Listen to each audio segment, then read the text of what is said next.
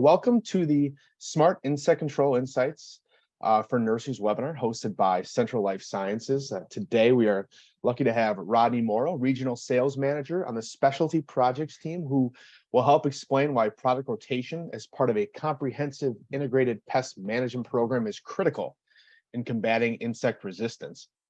Additionally, the presentation will provide an overview of the benefits of using Mavrik Aquaflow for high and low infestations, as well as explain why Mavrik Aquaflow is an ideal tank mixing partner with other insecticides to control a broad range of nursery insects.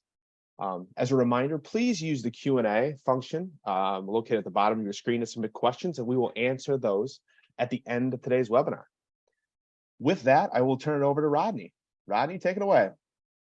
Good afternoon, everybody, and thank you for joining.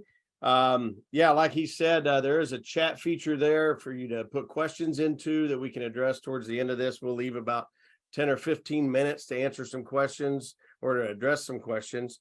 I'll try to keep this presentation to about around 40 minutes. There's a lot of content, and the main purpose of this is to kind of challenge your thinking and have you looking at your IPM plans that you have, your current rotation plans, and kind of see what we have to offer from a central perspective, and kind of understand who we are, and hopefully learn a little bit about insect control in a way that maybe you haven't seen or heard in the past.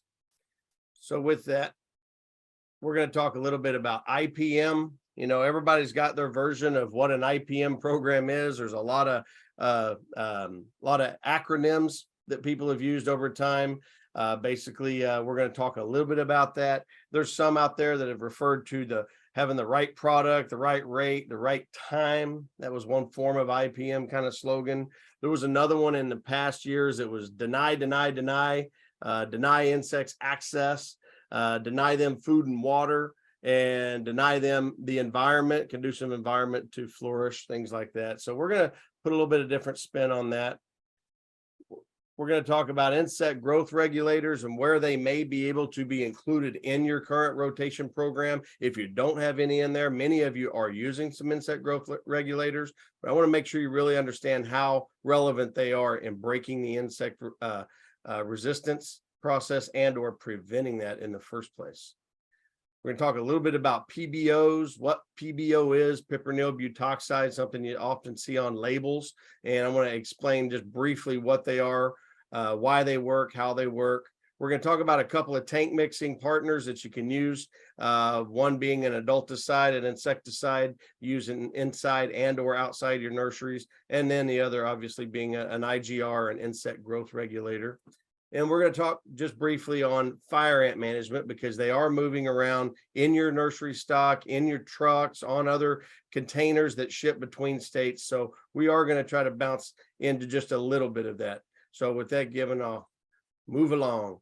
First, I want y'all to understand who Central is. Central Life Sciences is a very, very committed company to all parts of agriculture, from pets to gardening to cattle to equine, from pest management and insect management. I say pest meaning like rodent and things like that.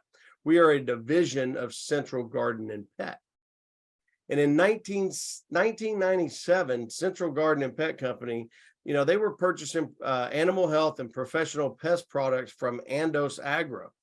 And they were doing that under the name of Central Garden and Pet. Once they purchased these animal health products, they formed Wellmark International. When Central Garden and Pet formed the Farnham companies in 2006, they eventually combined these two brands to make our strategic business unit called Central Life Sciences. And under the Central Garden and Pet umbrella, there are a lot of different segments, and you can go online. I'll give you references to our websites, but everything from consumer goods, equipment, fertilizers, soil amendment products, plants, grasses, all the way to bird and game products. There's a consumer pet division as well for aquatic and reptile, dogs and cats. Many of you are probably familiar with the Farnham brand, the Adams flea and tick mist, things like that. Equine farm and ranch, bird. And then we've got our professional market, which addresses more of the turf and the professional applicators in the world. Seed, some of you may have heard of Pennington Seed. That's a big company that is owned by Central Garden and Pet as well. In total, there are 65 brands under our umbrella, and that's a lot. Here's a glimpse of a few of them that I like to point out to people. This is 46 or 48 of our brands, and hopefully some of these you recognize. You probably got some of these in your home. Here's our, for your horse lovers, our healthy horse supplements, nutraceutical lines. Here's our Farnham Essentia. We've got a line of 25B products that we also have. Bell Nursery we own. Central Garden and Pet also owns Hopewell Nursery, as well as our Instar line that we're going to talk about. That's our IGR products. And if you want to learn more about who we are, you can easily go to centralgrower.com, Central Ant Control, to learn a little more about turf and ornamental ants, and or Central/our brands to see the whole company. So let's talk a little bit about IPM. And obviously that's has been defined as integrated pest management. Again, there are a lot of ways that people look at this. I truthfully look at awareness, identification, training, and planning. That's the 4 segments of a good IPM plan. And there's a lot of extension people and professionals in your region that can help build an IPM plan for you. So this might give you a good foundation if you're new to this, and giving you some resources and information so you can ask good questions to those guys. I refer to the I as identification, ID the pest or threat. What are you looking at? Identify the action threshold. You know, just because there's whiteflies there, just because you see mealybugs, doesn't mean you need to jump off the scale and start spraying and fogging and taking a lot of action. You've got to have an action threshold. And part of that is, one, you need to understand what pest you're looking at, understand the economic impact that threat can have on your production, and just how severe of a threat do you need to have, or a pest do you have to warrant taking action. You also have to have a plan. I call the P plan of action. Whether you're going to use a chemical approach, a biological approach, a mechanical approach, or cultural approach. And these I put into a pyramid here because this pyramid represents where we want to spend the most of our time managing our IPM plan. There's no one segment of this pyramid that's going to do it for every nursery or every greenhouse. There's no one segment that really solves solves all the problems. Prevention is where we do want to spend the majority of our time, obviously. Cultural and sanitation, that's a segment where we're looking at incorporating insect growth regulators. We're rotating plant and we're getting more biodiversity in our house. Physical and mechanical, processes. That's where we're tilling the soil and we're using traps. We're setting temperatures inside of greenhouses, some temperatures that are less conducive to some species of pests and more to others, such as our beneficials. Biological control. You got natural predators that we pay money for to put in our houses. We want to protect them. We got companion plants, those plants that we put in our greenhouse that attract some of the bugs away from the plants that we're trying to make money with. And then we've got our adulticide and sprays and fogs and the chemical approach. And this is obviously the smallest part of the pyramid and where we want to spend the least amount of our time.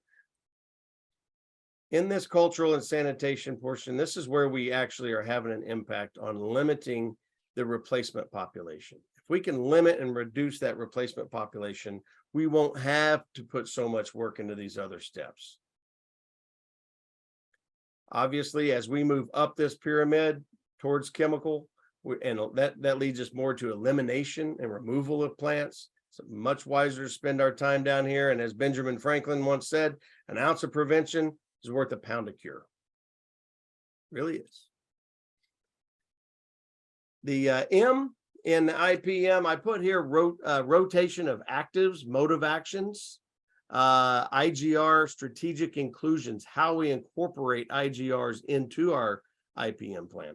And that's going to be, these two are going to be the heart of our discussion today. But before we get there, I just want to bounce into what insect resistance is, how we overcome it, and we'll get to why these are some options to eliminate pests with these methods here. Sorry.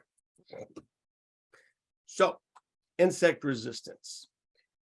It results when insects have prolonged exposure to a non-lethal dose of a pesticide.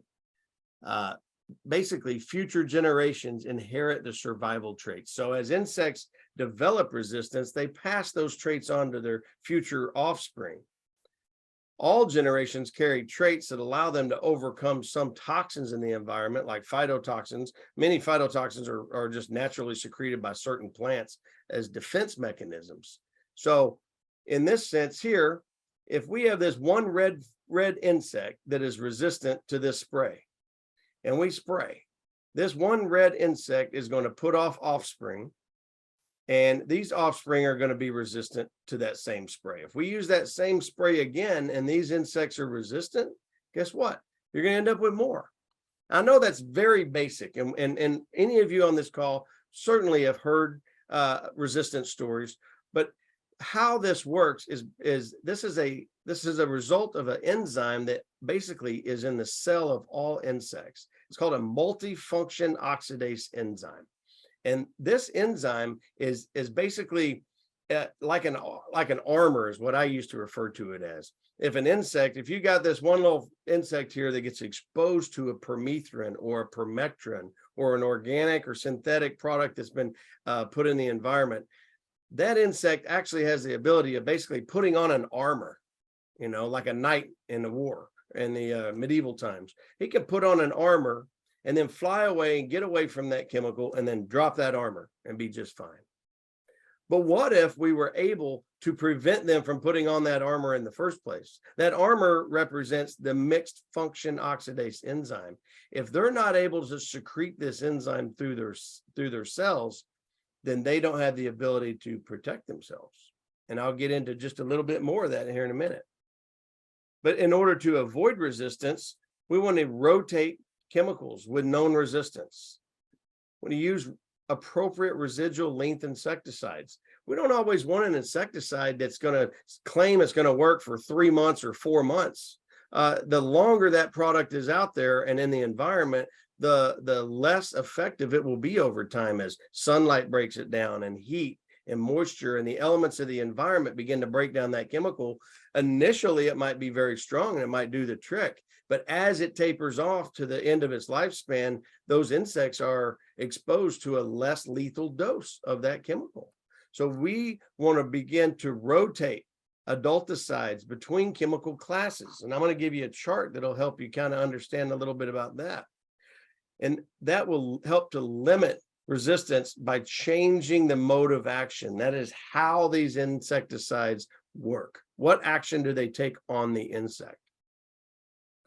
Control insect populations before they become an issue. We don't want to have to wait until we've got an outbreak of whiteflies or until the house is filled with some insect that we could have prevented from making it to a mature stage in the first place. And by using or incorporating insect growth regulators into your rotation plan at the proper times, you won't have those outbreaks. So we'll talk about that. So to evaluate your program, we're going to we want you to look at the mode of actions of what products you're actually using, how they're working on the insects. Look at the insecticide class. They all have a number next to them. And I'll show you a chart again, the IRAC chart that breaks active ingredients into classes. We're going to look, and you need to look at the frequency of which you're using your current insecticides. And are you using the same one 2, 3, 4 times during the year? And is there an opportunity to rotate out to another class? We want to incorporate new actives, if you know of any, and we've got some that we want you to look at that haven't been overused, but there are a lot in the industry that are standards and they're low cost and they're necessary. And we even have ways to improve them by adding PBOs, pepronyl butoxide. Some of you may have heard of that and some of you may not, but I'm going to do a really good run through on that so you know how they're working. But that is the chemical that's actually preventing that multifunction oxidase enzyme from allowing that insect to resist and get away and protect themselves from that chemical. And figure out if you're incorporating IGRs currently and or listen to this presentation and maybe give us a holler, talk to one of our reps, one of our people, see if we can help you put some IGRs into your current rotation. So here's the IRAC chart, and I put this together, or I put this on here because I don't want you to be able to see everything. I know you can't read it. It's a very busy chart. But what I do want you to see is there are big boxes here, and there are different groups. Okay, and these are groups of elements and compounds that are put together. These are your carbamates, your 1A insecticides. This is the Insect Resistance Action Committee. So this is the chart that your IPM manager or your grower manager or your extension agent and your professional in your area can go to and make sure that they're rotating products between classes, between carbamates and organophosphates. You've got pyrethroids and pyrethrins, which are 3A. Organophosphates were 1B. Carbamates are 1A. So the reason I'm pointing that out is so when you see insecticides and brands and things, and you're looking at labels, you'll see these numbers. And you'll know these numbers are referring to a category here. Neonicotinoids, boy, they're everywhere. There's a lot of pyrethroids and pyrethrins, a lot of organic ones. There's a lot that are synthetic that we've created. So by rotating, if you've used neonics for the last 2 sprays, maybe you can rotate to an OP or an organophosphate. Maybe you've used some carbamates recently, and there's a few in this list that you can probably identify if you pull it up and look at it. Rotating between these is not necessarily changing class. Rotating from a carbamate to a neonicotinoid or a pyrethroid, that is changing class, and that is changing the mode of action. Every one of these work under a different mode of action, meaning a different process in the animal, in the insect, whether it's a sodium channel blocker or some other form of pesticide, insecticide. So I'm going to point out our 2 products here that I want you to take note of, and that is Mavrik and Instar. One is a 3A and one is a 7A. One is a sodium channel modulator or pyrethroid. The other is a juvenile hormone analog or an IGR, an insect growth regulator. So these are 2 of our products, Mavrik Aquaflow, which is an adulticide and miticide, and Instar AQ, which is an IGR. The Mavrik is tafluvalinate. And the neat thing about the tafluvalinate is that it's not been excessively used over the years. There's not overexposure to this molecule out there. And if you have not used tafluvalinate in the last year or 2, absolutely. If you need a knockdown, bring this in because those insects are not exposed to it. We've got Instar, which is an IGR that will help sterilize the target insect population. And we're going to talk a little bit about how IGRs work, but basically you're limiting that replacement population by incorporating an IGR in there. And if we don't have those eggs hatching or the larvae moving on to the next developmental stages, they never become adults. So an IGR really stops them before you have your problems.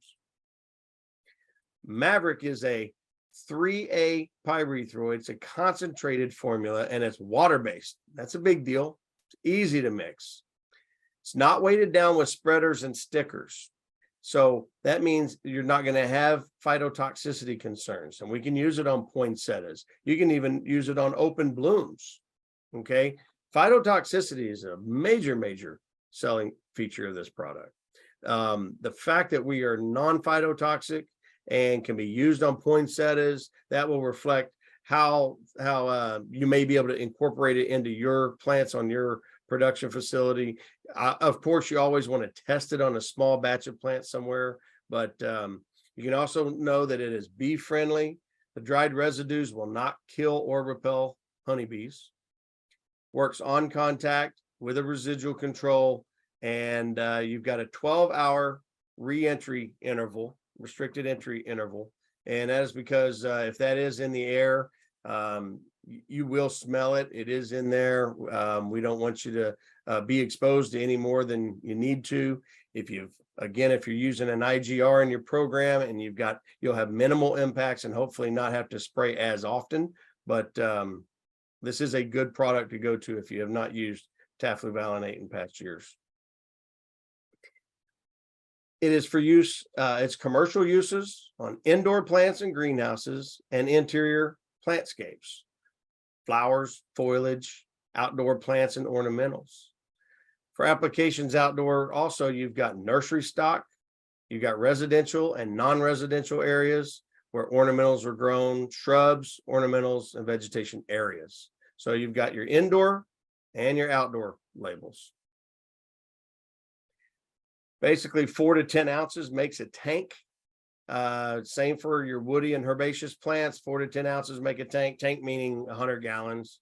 Your flower and foliage cuttings for dipping, you might want to do 5 ounces is what we recommend. So the best tool in your arsenal is going to be your IGR that you incorporate into your rotation. Instar AQ is an insect growth regulator. We refer to it as low risk, high performance, okay, for all greenhouse IPM rotation programs.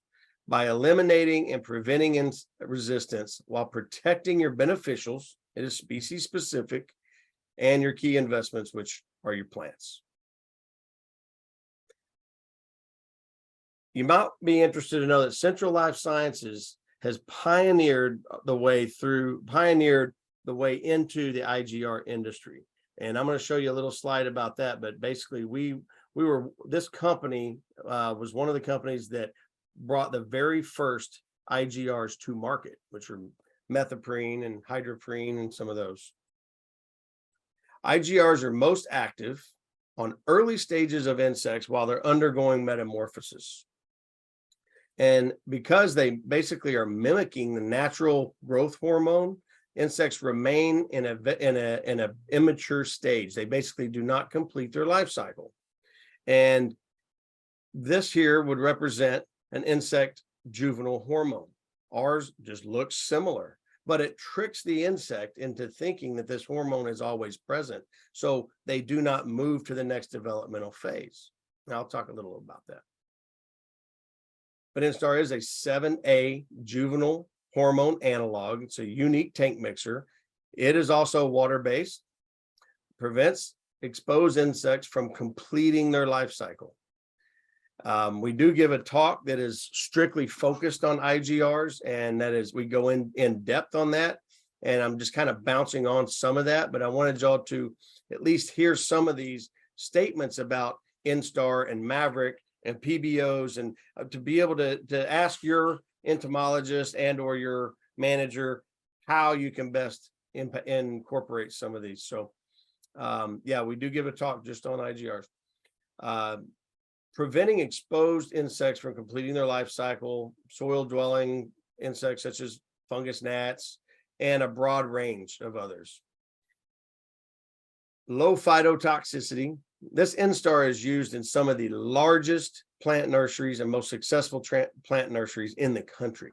And Bell Nursery, one of our partner or sister companies, yeah, they supply Home Depot with their plants nationwide. They're a real big supporter of this product, as well as some other big major producers in Florida and the Carolinas.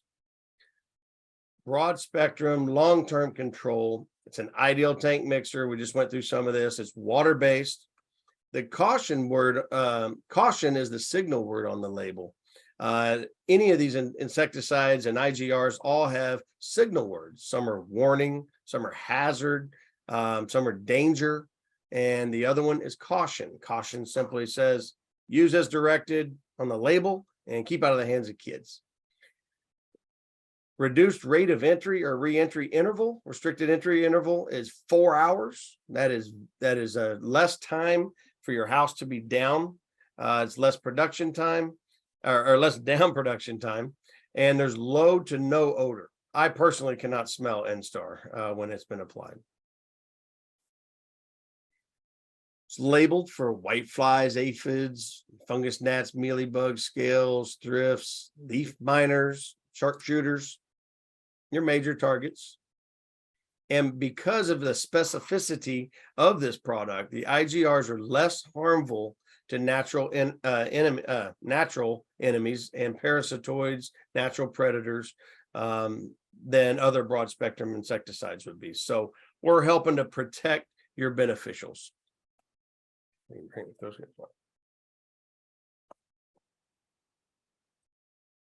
With Instar, 16 ounces would basically make a tank, and that tank would cover 20,000 square foot in your greenhouse. So an adulticide only program without an IGR, the trend typically would look like this. You would have a population of insects. Those insects will populate, and then you'll spray. But when you spray, you're not going to knock it all the way down to zero again, because you're going to have some insects in that spray that are resistant, or they have acquired resistance or developing resistance. Then you're going to have this population growing again. And if you use that same spray again, you're going to only knock it down. You're only going to knock it down this far, because you're going to have even more of this population that is resistant, and so forth.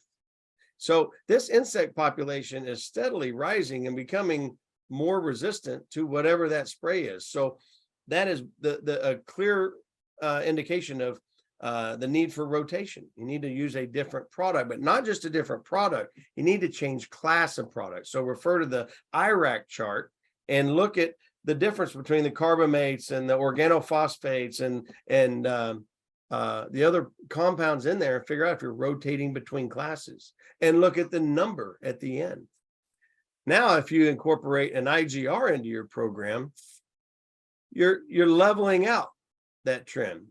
There's no more spikes and dips, because you're stopping the replacement population from breaking out in the first place. Now, you're always going to need to spray and fog and do some of that, especially when you bring in new plants, or you do have something that gets exposed or gains access to your facility. But with an IGR, you're keeping this population leveled out.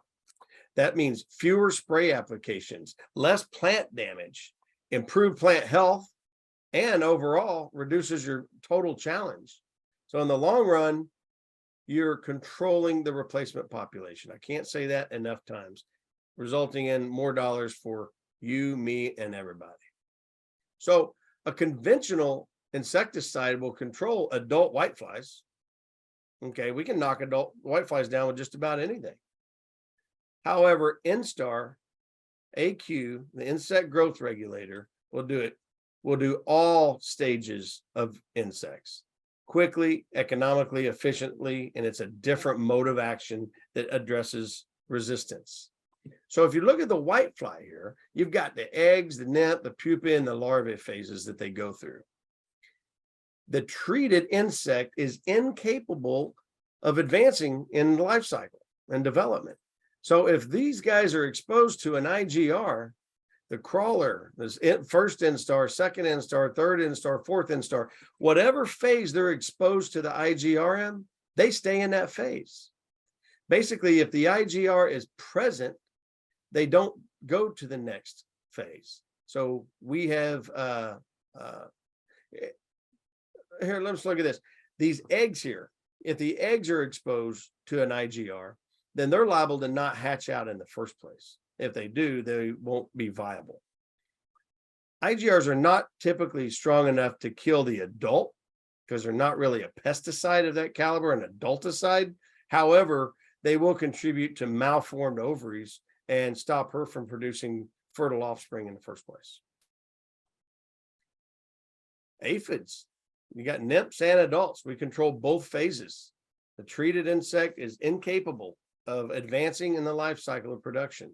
So Instar, you can see here, I mean, these aphids populate very fast. We all hope you've probably all seen them. You're familiar with what they are, how many thousands of them you can have just between a few plants.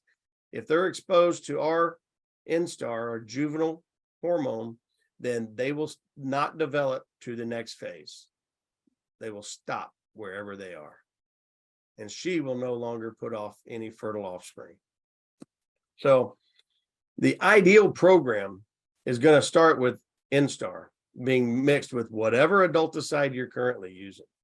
We would like you to look at including it with Mavrik.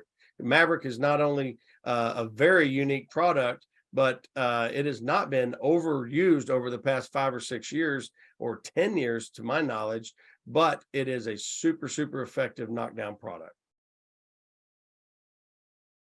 So let's do a quick checkpoint We talked a little bit about the IPM and being able to wanting to spend more time in the prevention stage and the cultural sanitation stage by incorporating IGRs in there and preventing the adult population from hatching out in the first place. We talked about the need for an IGR to prevent resistance buildup. Okay, with an adulticide only program, this is the trend, especially if you're not rotating products efficiently. Talked a little bit about Mavrik Aquaflow. Remember, that's a 3A. You can see that's a class 3A pyrethroid. It's a concentrated formula. It's water-based. It's not weighted down. No spreaders. You're not going to have any phytotoxicity, and you can use it on open blooms. Safe for honeybees or dried residues. We don't want to apply it when the honeybees are actively foraging. Wait till they're not foraging and apply the product, and you won't have problems there. We also talked about Instar and being able to expose the young developing population to the IGR and stop them in this phase and not let them get up to here where we have to spray and knock them down. So with any product that you're using, there is a product here that you may have seen. You may see PBO on a label. That's piprenyl butoxide. PBO is a synergist, and synergist for many types of insecticides. You can pretty much blend it with anything out there that you're using. You'd want to consult with your extension person or go on the website and reference and check, but I don't know of any that you can't mix it with. Blocks production of the multifunction oxidase enzyme. That's that armor that the insect puts on to protect them from whatever chemical they're being exposed to. And basically what that enzyme does is it allows the insect to detoxify itself from the pesticide. They metabolize whatever they're being exposed to. It's a proven tank mix partner with Mavrik and or Instar. And again, if you are able to stop their ability from secreting this multifunction oxidase enzyme, then that just leaves them vulnerable to whatever adulticide is there. Let's look at this product. This is crop spray. This is probably one of your best, absolute best knockdown products in the entire industry. I know the label's small and kind of tough to read, but this is a product that is labeled for basically everything. It is 6%, 60% PBO. It's a 6% pyrethrin. And the neat thing is this is a natural pie. So it's going to be a little more on the costly side, but it's a natural pyrethrin and PBO.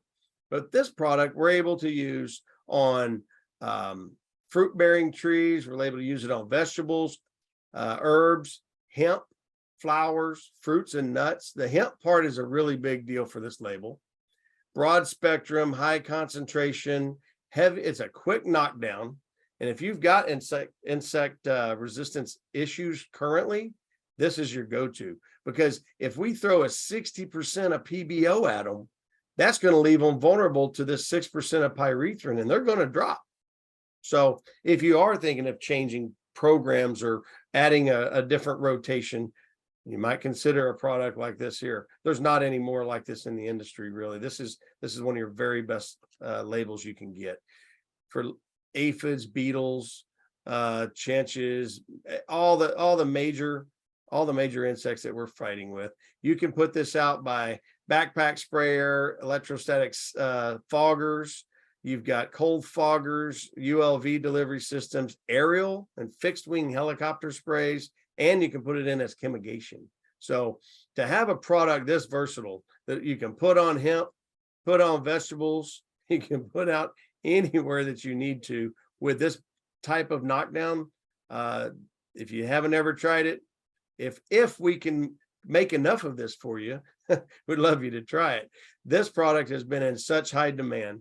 And with this type of knockdown and resistance issues over the last few years, people have come out from everywhere searching for this product.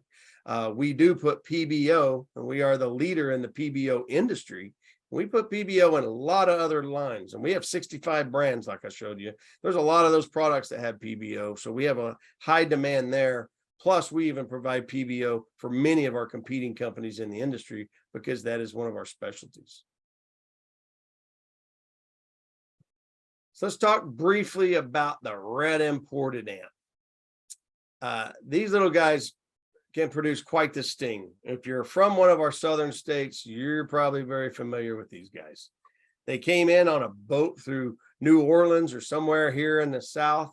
They expanded out through all the southern states. They like moderate climate, adequate moisture, food and water, of course, but anywhere south of this line, where it's warm pretty much year round, or they can survive winter, they go deep in the ground, they can overcome winter pretty easily. I will tell you that the last 8 remaining counties in North Carolina were included in the national fire ant quarantine zone last year.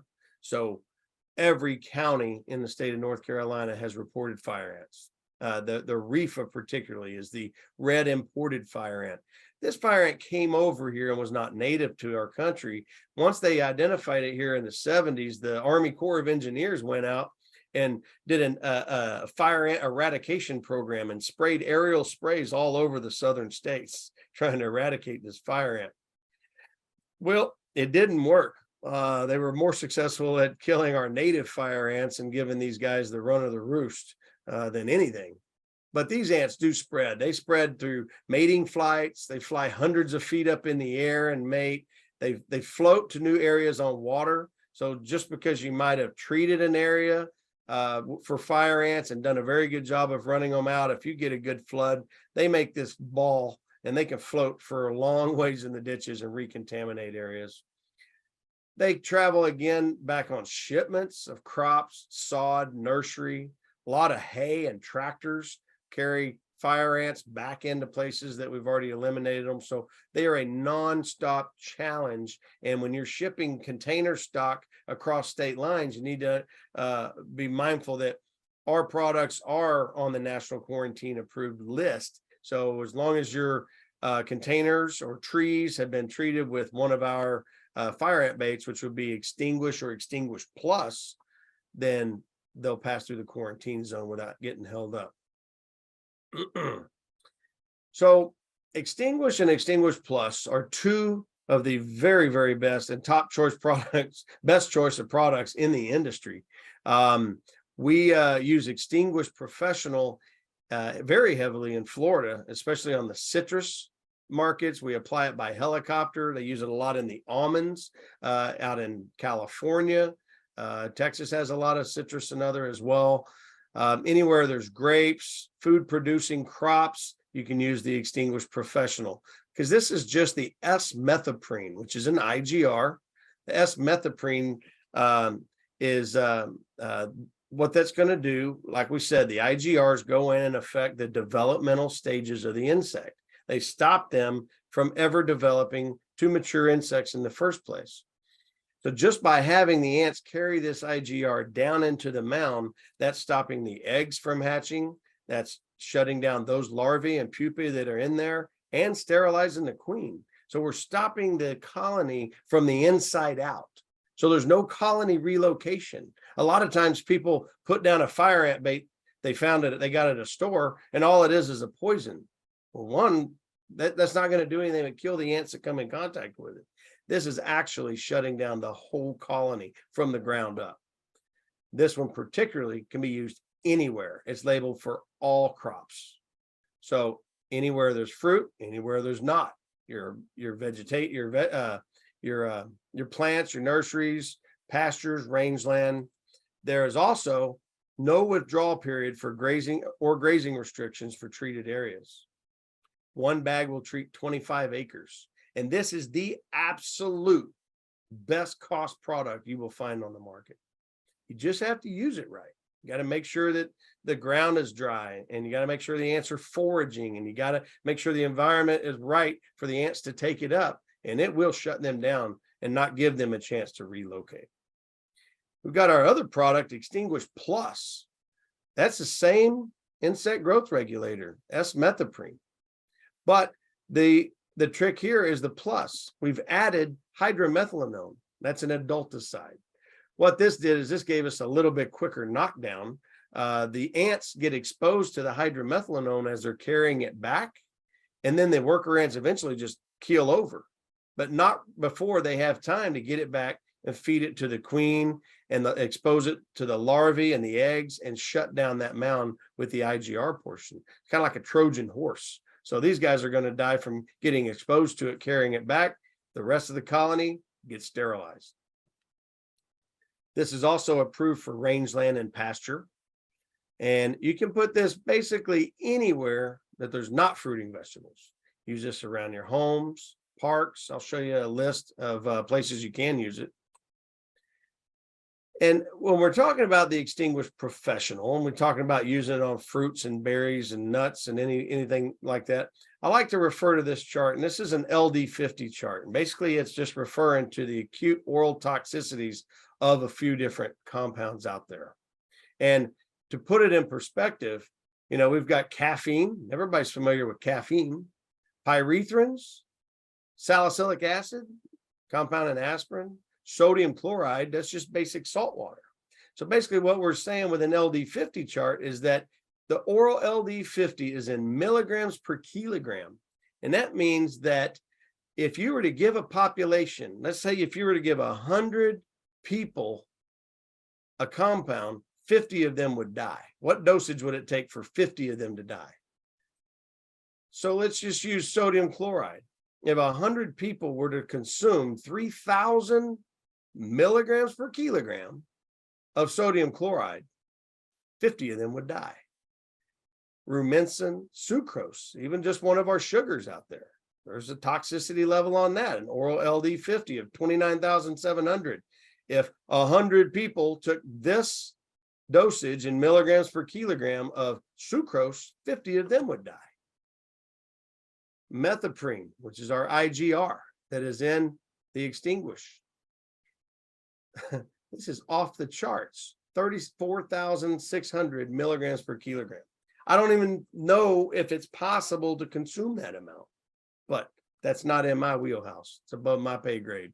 But in comparison to some standard products that we consume and are exposed to on a frequent basis, this is a very, very dependable product.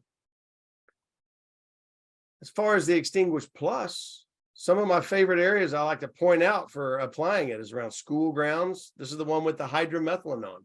This has got a little quicker kill, but we don't put this one where there's fruiting vegetables, but school grounds, children, pets, rangeland and pasture, kennels, athletic fields, and other. Sorry, getting ahead of myself. But this is a very versatile product. And between the two of those, there's nowhere you can't put them. So just to recap a little bit, we talked about IPM, a little bit about IPM, where we want to spend our time in that cultural phase and sanitation phase and using IGRs. Talked about trying to break resistance by rotating classes of insecticides and referring to the IRAC chart and discussing that with our professionals. Talked about using IGRs for controlling the replacement population and limiting that replacement population so we don't have to have such an intense spray and fog program. Mavrik tafluvalinate being a class 3A insecticide, not been overused, excellent knockdown capabilities. Talked about Instar is our IGR of choice. They're both water-based tank mixers. They will fit into any program that is out there. Talked about using PBOs to enhance whatever you are using. So if you're using Mavrik, you can use a PBO. If you're using another adulticide, you can use a PBO to enhance it. And that's if you do have insect resistance challenges. You may not have a big enough challenge to warrant doing this, or you may be bringing in new plants that you don't know what insects are on them or what they've been exposed to, and you want to be safe and throw a PBO in your tank. I would. Crop spray, 6% natural pyrethrin and 60% PBO. This is your knockdown that you can put on hemp. You can put it on vegetables. You can put it on your ornamentals. You can put it on pretty much everything. Extinguish Professional. That is our fire ant bait that you can put out onto any fruiting vegetable or any other landscape as well. Talked about Extinguish Plus that has the hydromethalenone in it, and that is specific to anything that does not have fruit-bearing trees on it. So with that given, I've got 44 minutes to get that far. So with that, I'm going to open it up and see if y'all got any questions. I know that was a lot of information, but the goal of this was not to get too deep into any one subject. It was to fuel your mind, to find questions to bring to your grower and your manager, and or to give us a call and help us help raise the level of your current rotation program. So with that, Chris. Yeah, thank you, Rodney. Very insightful, a lot of great information. So I appreciate you taking the time today. We do have some questions trickling in here. First question we have is, would N-Star be effective against root aphids as a drench? Absolutely. As a drench, it's going to have a super good impact because it's going to leave a lot of product in the soil, and it's going to, if you are drenching, then you're able to get it down deep enough into the soil. So I would certainly recommend it in that area. Awesome. Another question we have here is there any part of the or season of the year that insect growth regulators are more effective? I guess maybe in some capacity there could be one season or another that could be more beneficial, but and I'm referring to maybe springtime season when you would traditionally get a big outbreak of certain insects, or when you have a part of the year or a season when you're bringing in a lot of plants, more plants than usual. We all have heavy times of shipping and lower times of shipping, and there's times of the year when we have more populations in the house than others, but seasonality wise, I would just say pre-spring for sure, before it gets warm and before anything can get out of control and before all those blooms start hitting. And probably late fall would also be a great time, because you're going to help knock down that population as you go over winter, because a lot of insects overwinter down in the soils. So you want to drench those soils and sterilize them. So that's about it. Great. Another question we have here is, so we are currently using an IGR in our nursery. What consideration should I consider before changing to your product as part of a rotation program? I would look at why you're using the IGR and ask some questions about what type of IGR it is, because there are different types of IGR in the industry. There are what we call ectosome antagonists, and there are chitin synthesis inhibitors, and some of them work in different ways. Some work by limiting the insect's ability to form an exoskeleton, so they would die, they would hatch out as adults, but they would die due to exposure, and that's certain species of flies. So certain IGRs would work in that category. Other IGRs or other things you may consider are what is the phytotoxicity? Do you have current plant concerns? Do you put your current product out and see a lot of leaf damage, or are you concerned with the odor or the offensiveness of what you're using? Because N-Star absolutely has little to no smell or odor or residual offensiveness to it. So some things like that, but talk to your entomologist or your pest management professional and find out why you're using what you are. But I can tell you now that by going to N-Star, that is Kinaprine, that will absolutely fit the species on the label. So just read the labels. Great. You had talked about application strategies around fogging or spraying. What are some of the pros and cons of fogging or spraying? Well, with fogging, you're going to leave a precipitant in the air to some degree, so you're going to get a lot of product out, and you're going to cover a lot of surface area with a fog. And there are definite applications that is what you want to do. If you're spraying, you're going to get a little longer and a little more residual. You're going to get a little more product on the plant, and or that could roll down the stem, and you're going to get a little more product into the soil or the top of the soil. So they all have their applications, and depends on what type of fogging you're doing. Some fogging applications can get under the leaves and all the stems as well very well. But I always prefer to spray to get a little more product out there and to leave a little better residual. Can I mix Mavrik with wettable powders and such like that? Good question. Absolutely. You would want to mix your wettable powder first and agitate it very well and get it completely dissolved in your solution first, and then add your Mavrik.